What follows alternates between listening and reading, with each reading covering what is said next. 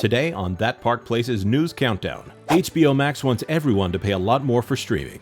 A dead Star Wars TV project becomes a dead Star Wars movie project. Disney parks hit rock bottom and beg Florida residents to come back. A Hamilton ripoff hits Spotify. And Josh D'Amaro swears to never make another Figment again. All that on That Park Place.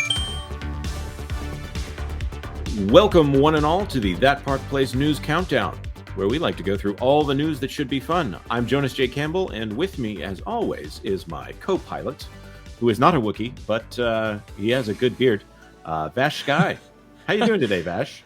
Well, I'm doing very, very well. Even better now with that amazing compliment. Thank you, Jonas. Thank you for having me on. I was kind of hoping your response would be...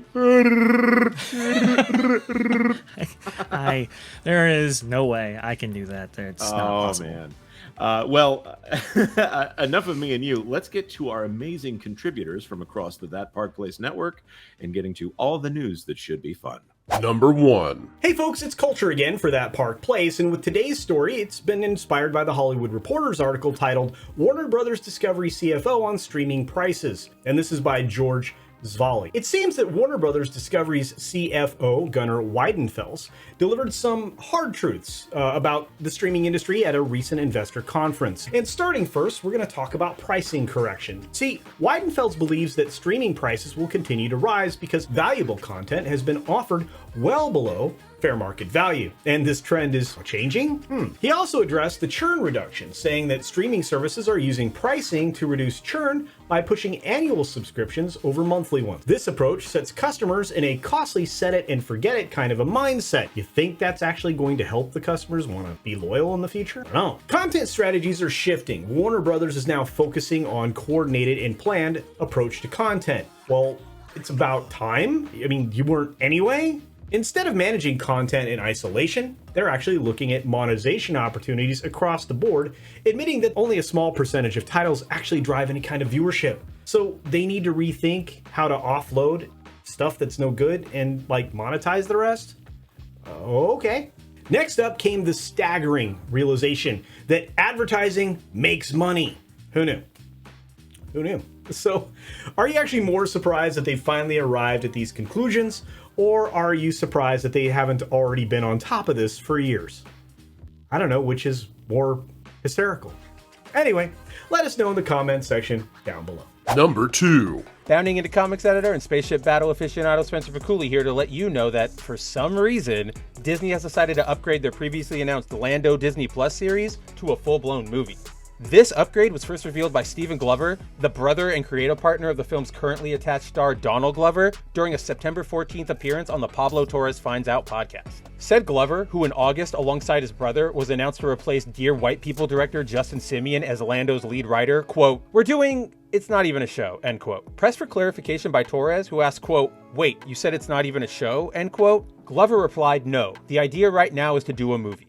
But that's the thing, right now, because of the strike, it's kind of like telephone, all the information coming out, end quote. Notably, outside of the aforementioned shuffling of writers, this is the first real piece of information Disney has provided about Lando since they first announced it 3 years ago at their December 2020 Investors Day event. However, it should be noted that just because the project got an update does not mean it's any closer to actually materializing.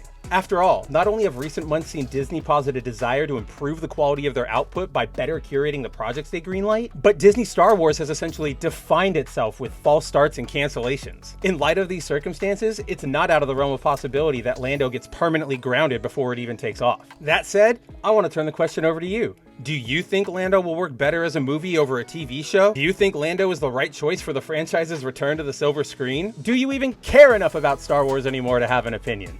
Let us know your thoughts. Number 3.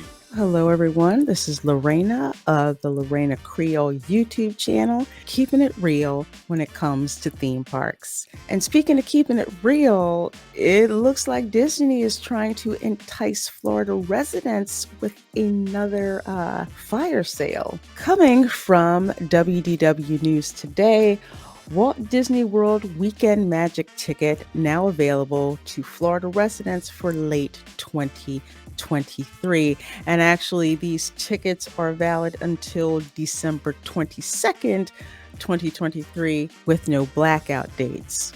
Known as the Disney Weekday Magic Ticket, it is valid on Monday through Friday only, from October 2nd through December 22nd, 2023. So you can get a 2-day ticket for $98 per day plus tax, $195 total plus tax, 3-day ticket for $72 per day plus tax, and a 4-day ticket for $59 per day plus tax. So let us know what you think in the comments. Do you think that such an enticing offer is going to bring more Florida residents to Walt Disney World? We'd love to hear from you. Number 4. Hello there to all my adoring fans. I'm Wilton the Troll from Floral from Under a Rock. This article is from the intellectually astute Gizmodo by Captain Justin Carter, because fitting. It's all about how Disney wants men in tights singing on stage again. But not only that, emasculating Captain America one more time with a music album.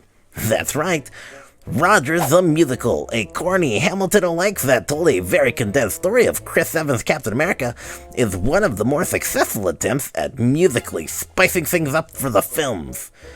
Well, if you say so, Justine. He continues. At a half an hour long, Rogers should be a decent background noise to have on while doing something else. But will listening to it in one's car or their living room give you an equal amount of surrealness and cringe at something that's meant to be intentionally bad on some level?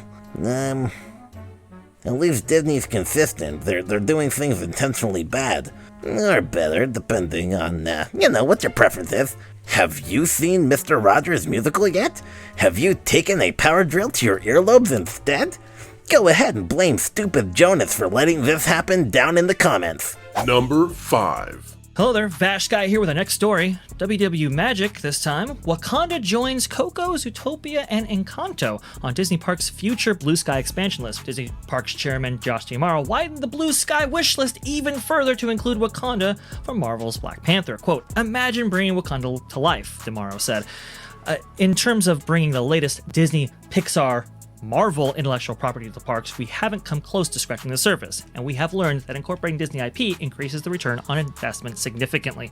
This, I think, the big story here is not just about Wakanda, which has been slated multiple times for the parks. Interestingly enough, the Marvel attraction that we talked about on a previous Fat Park Place episode was supposed to take place in Wakanda itself. It was supposed to play out similar to Infinity War. Also, too, the Wonders of Life Pavilion was supposed to have a Wakanda makeover until the Play Pavilion was eventually chosen. Again, everything kind of changed with the passing away of Chadwick Boseman, sadly. Here, this is a recommitment to IP. The delineation point of Iger, of projects before him and after him, the thinking goes is that we have an incredible array of IP that we've both acquired and that we've both made in-house. We need to leverage that in a way that our competition is doing and would if they were in the same position. If you like original attractions, well, don't get your hopes up, folks.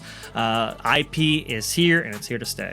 You know what really disappoints me about that one, Vash, is I think about all these great little kitschy things that have come out of the parks that they love so much now, but they probably wouldn't spend time on later, like Figment. That we're just now getting this, I'll say, controversial new take on Figment for the parks. Good luck to the cast members as you are navigating the hallways of the Imagination Pavilion or the Orange Bird over there in Adventureland, if you want to go get a Dole Whip, or even Duffy, the Disney Bear. I don't think that we're going to get much like that. Obviously, we're getting Duffy again because he's being incorporated into Mickey Mouse Clubhouse, but I think that we've probably reached the end of the parks being the genesis of new IP, which is kind of disappointing. There was something a little bit magical, a little bit whimsical there. When you spend, $70 billion on Fox, $4 billion here, $7 billion here, well, you can see why they would want to return investment as quickly as they. You make a very good point. And if I can make a reference to one more parks originating IP. What I would say to Epcot, as they like to call it, is disappear, disappear, disappear. Oh man, I love Maelstrom. Very nice. Thank you, everyone, for tuning in to the That Park Place News Countdown. If you want to follow us on social media, there's tags all over this thing, and they're above us. They're in the description. Check out our collaborators. They have awesome content on their channels. And Vash, great job on your stories. And I'm so glad that we have the audience that we do. Thank you so much for coming back here every single day for all the news that should be fun. Thanks for watching That Park Place News. For more information, consider checking out www.thatparkplace.com for all the news that should be fun. Don't forget to subscribe, share, like, and send this out on your favorite social media accounts.